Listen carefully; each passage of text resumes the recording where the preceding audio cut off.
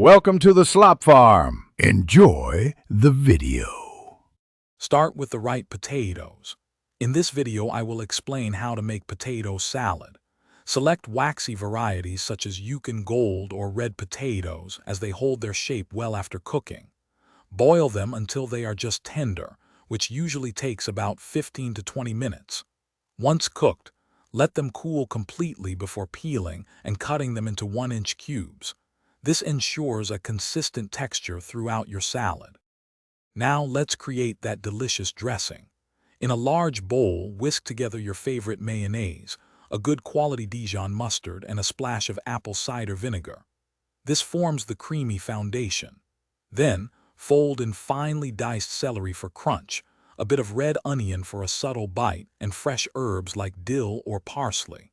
Don't forget to season generously with salt, black pepper, and a tiny pinch of sugar to balance the flavors. With your potatoes prepped and dressing ready, it's time to combine them.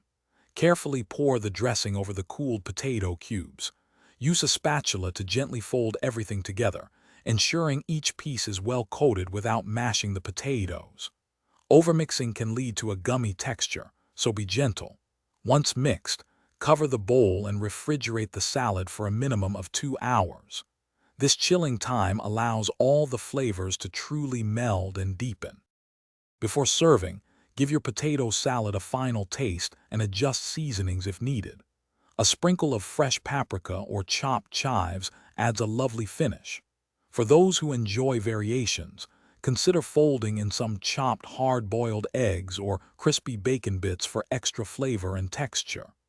This classic side dish is perfect for any gathering. Store any leftovers in an airtight container in the refrigerator for up to 3 days. Thanks for watching. Consider subscribing if we helped you today.